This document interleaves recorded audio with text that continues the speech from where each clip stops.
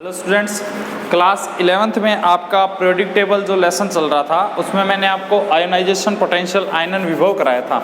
अब मैं आपको करा रहा हूँ इलेक्ट्रॉन बंधुता। हिंदी में बोलते हैं इलेक्ट्रॉन बंधुता, इंग्लिश में इसी को बोलते हैं इलेक्ट्रॉन एफिनिटी। इलेक्ट्रॉन एफिनिटी को हम लिखते हैं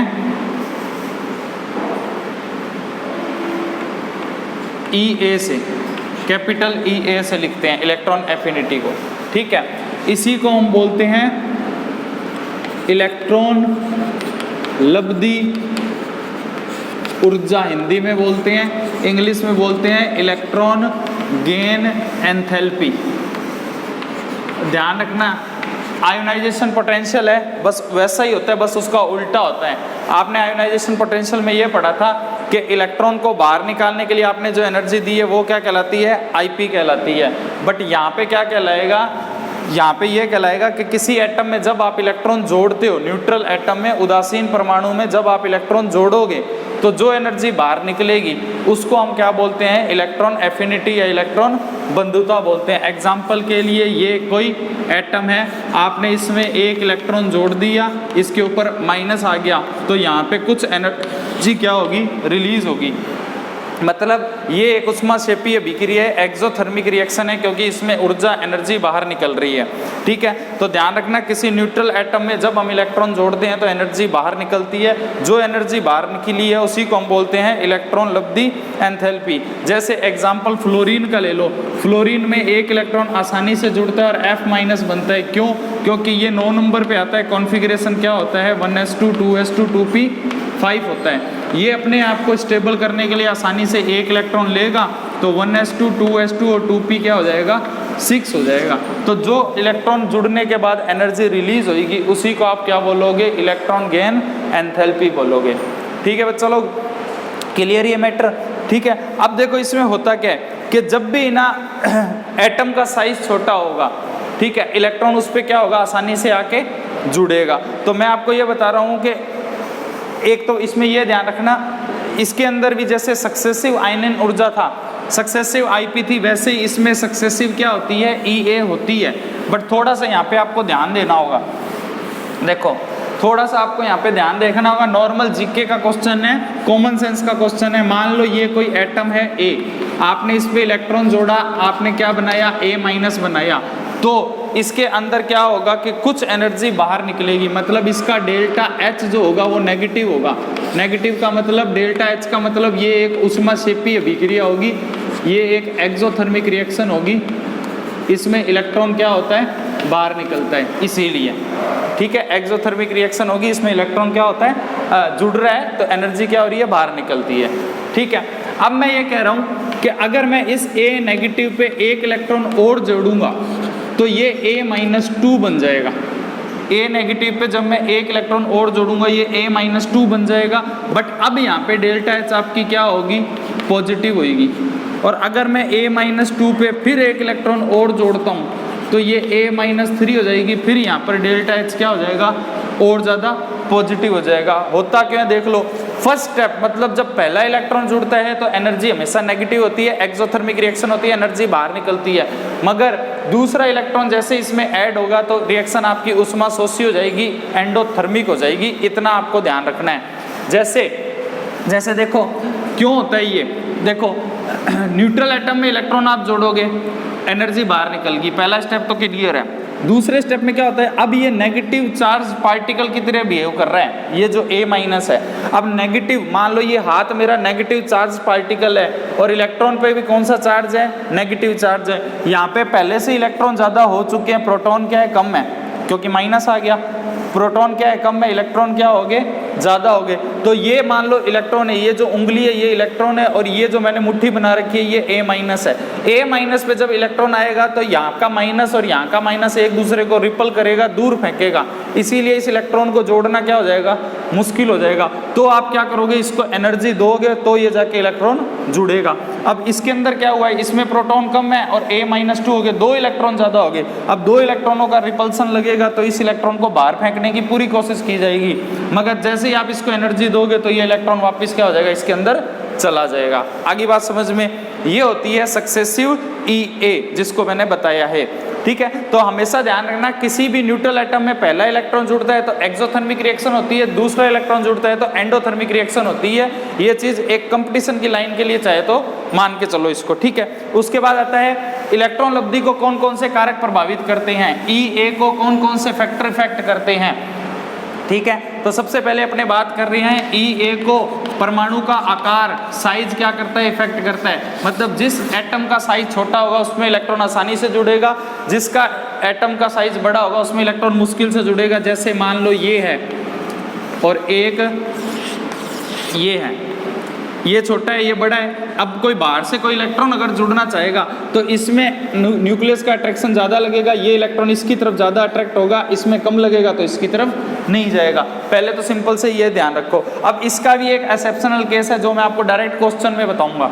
इसका एक एक्सेप्शनल केस है जो मैं आपको डायरेक्ट क्वेश्चन में बताऊंगा। तो पहले तो ये ध्यान रखना कि जिसका न्यूक्लियस मतलब साइज छोटा होगा उसमें इलेक्ट्रॉन आसानी से क्या होगा, जुड़ेगा। पहला फैक्टर ये इफेक्ट करता है। दूसरा इफेक्टिव न्यूक्लियर चार्ज, ये पहला था प्रभावी नाभिकीय आवेश, प्रभावी नाभिकीय आवेश, इसी को आप बोलते हो इफेक्टिव न्यूक्लियर चार्ज, जिसको हम Z इफेक्टिव भी बोलते हैं। इसका मतलब क्या है, नाभिक की पावर का बढ़ना, न्यूक्लियस की पावर का बढ़ना। जैसे जैसे न्यूक्लियस की पावर बढ़ेगी वैसे वैसे इलेक्ट्रॉन पास आएगा और इलेक्ट्रॉन आसानी से क्या हो गया, न्यूक्लियस की तरफ खींचा जाएगा। इसका कहने का सिर्फ मतलब इतना ही होता है, ठीक है। उसके बाद और कौन सा फैक्टर इफेक्ट करता है, एक करता है परिरक्षण प्रभाव। परिरक्षण प्रभाव देखो क्या होता है, इंग्लिश में बोलते हैं shielding effect. Shielding effect, shielding effect का मतलब होता है किसी चीज को शील्ड करना, प्रोटेक्ट करना। अगर किसी एटम को बाहर से बहुत सारे इलेक्ट्रॉन क्या कर रहे हैं, प्रोटेक्ट कर रहे हैं। किसी एटम को क्या है, बाहर से बहुत सारे इलेक्ट्रॉन क्या कर रहे हैं, प्रोटेक्ट कर रहे हैं, तो आने वाला इलेक्ट्रॉन आसानी से यहाँ नहीं जुड़ पाएगा क्योंकि ये पूरे नेगेटिव चार्ज पार्टिकल की तरह बिहेव करेगा और नेगेटिव नेगेटिव को क्या करेगा, दूर फेंकेगा।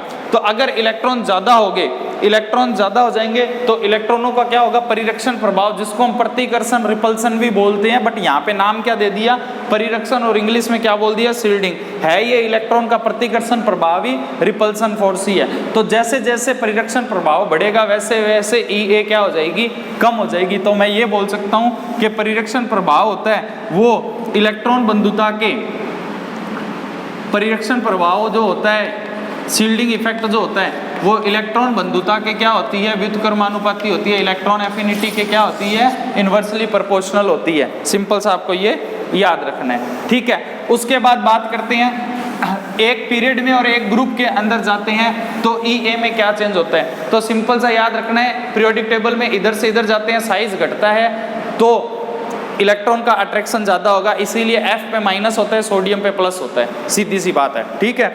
और अगर ऊपर से नीचे जाते हैं, ठीक है, ऊपर से नीचे जाते हैं तो क्या होता है, एक कोस बढ़ता है और इलेक्ट्रॉन जुड़ना क्या हो जाता है, मुश्किल हो जाता है। देखो ऊपर से नीचे जा रहे हैं,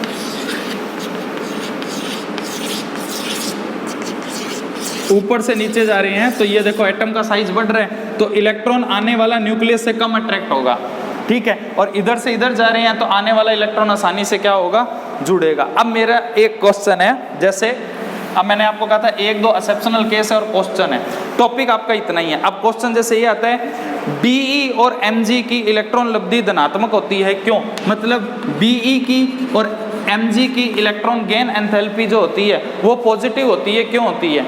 BE और Mg की इलेक्ट्रॉन गेन एंथैल्पी क्या होती है, पॉजिटिव होती है, क्यों होती है? सिंपल सा क्वेश्चन है, ठीक है। तो देखो BE कितने नंबर पे आता है, 4 पे, कॉन्फ़िगरेशन करो 1s2 और 2s2।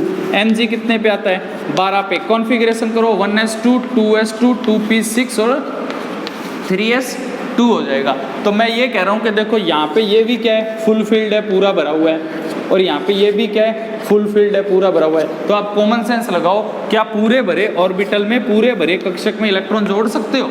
नहीं जोड़ सकते। अब आप कहते हैं, अब हम ये कहते हैं कि इसके आगे खाली ऑर्बिटल होता है, जैसे 3s के आगे कौन है, 3p है, खाली होता है, इसमें जरूर मैं इलेक्ट्रॉन जोड़ सकता हूँ। मगर अब स्टेबल, ये पहले से स्टेबल है और स्टेबल से मैं छेड़खानी करूँगा तो या तो मेरे को एनर्जी इसको देनी पड़ेगी। तो मैं ये कह रहा हूँ कि जब मैं इसमें इलेक्ट्रॉन जोड़ना चाहूँगा, ऐड करना चाहूँगा, तो मैं बहुत सारी एनर्जी दूंगा तो ही इसमें इलेक्ट्रॉन ऐड होगा, वरना नहीं होगा। ठीक है भाई, सिंपल सा ये क्वेश्चन था। एक क्वेश्चन फिर होता है, आपसे क्वेश्चन ये पूछ सकते हैं कि नोबल गैस, उत्कृष्ट गैस, ठीक है, 18वें वर्ग की helium, neon, argon, krypton, xenon, radon, इसकी इलेक्ट्रॉन लब्धी ऊर्जा, इसकी इलेक्ट्रॉन गेन एंथैल्पी पॉजिटिव क्यों होती है? तो सीधी सी बात है, हीलियम है, नियॉन है, आर्गन है, उसमें क्या है, इलेक्ट्रॉन पूरे हैं, ऑक्टेट कंप्लीट है। ऑक्टेट कंप्लीट होगा तो न तो वो जल्दी से इलेक्ट्रॉन देगा और न ही इलेक्ट्रॉन लेगा। हाँ, अगर आप उसकी एनर्जी में चेंज करोगे तो जरूर वो इलेक्ट्रॉन बाहर निकाल दे या इलेक्ट्रॉन अपने में ऐड कर ले।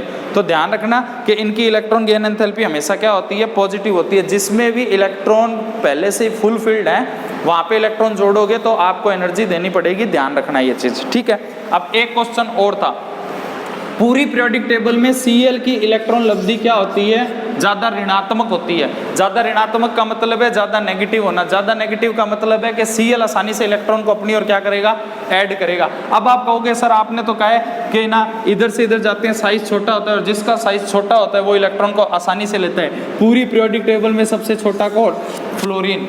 तो ये इलेक्ट्रॉन आसानी से क्यों नहीं जोड़ता? मेरा क्वेश्चन देख लो, सुन लो क्या है। फ्लोरीन आसानी से इलेक्ट्रॉन को ऐड नहीं करेगा, जबकि क्लोरीन आसानी से इलेक्ट्रॉन को क्या करेगा, ऐड करेगा। मतलब मैं अगर हेलोजन की इलेक्ट्रॉन लब्धी ऊर्जा का ऑर्डर लिखना चाहूँ, ठीक है, हेलोजन की अगर मैं इलेक्ट्रॉन लब्धी ऊर्जा का ऑर्डर लिखना चाहूँ तो वो क्या होगा? सिंपल सा मेरा क्वेश्चन आपके सामने यही है। ठीक है, तो इसमें इतना ध्यान रखना है, Cl की इलेक्ट्रॉन गेन एंथैल्पी सबसे ज्यादा होती है, फिर फ्लोरीन आएगा, फिर ब्रोमीन आएगा, और फिर कौन आएगा, आयोडीन आएगा। क्वेश्चन सुन लो, फ्लोरीन में इलेक्ट्रॉन जोड़ोगे तो Ea आपकी पॉजिटिव होगी, जबकि Cl में इलेक्ट्रॉन जोड़ोगे Ea आपकी नेगेटिव होगी। सिंपल सा क्वेश्चन ये।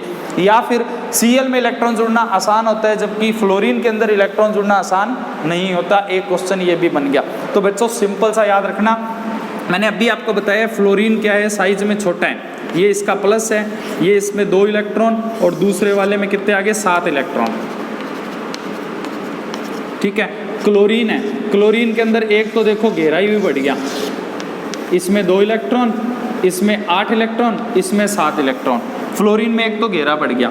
दूसरा, अब देखो मान लो यहाँ पे कोई इलेक्ट्रॉन है, वो इसकी तरफ जाएगा कि इसकी तरफ? अभी मैंने आपको बताया था कि साइज में एक एक्सेप्शन है, वो यही है, जिसका साइज छोटा होता है इलेक्ट्रॉन उसकी तरफ जाता है। ये मैं भी कह रहा हूँ, किताब भी कह रही है, हर कोई कहेगा, बट फ्लोरीन में ऐसा नहीं होता, ध्यान रखना। फ्लोरीन और क्लोरीन में से इलेक्ट्रॉन सबसे ज़्यादा अट्रैक्ट किसकी तरफ होंगे, क्लोरीन की तरफ होंगे, फ्लोरीन की तरफ नहीं होंगे। उसका रीजन क्या है? उसका रीजन सिर्फ यही है कि फ्लोरीन ना साइज में बहुत ज़्यादा छोटा होता है। जब इसके चारों ओर इसके 9 इलेक्ट्रॉन होते हैं ना, तो चारों ओर इतनी ज़्यादा घिर जाते हैं। मान लो ये चौक फ्लोरीन है, इसके चारों ओर मैंने अगर 9 इलेक्ट्रॉन जोड़े ना, तो मेरे को फ्लोरीन का न्यूक्लियस दिखेगा ही नहीं, तो अट्रैक्शन लगाऊं कहाँ से?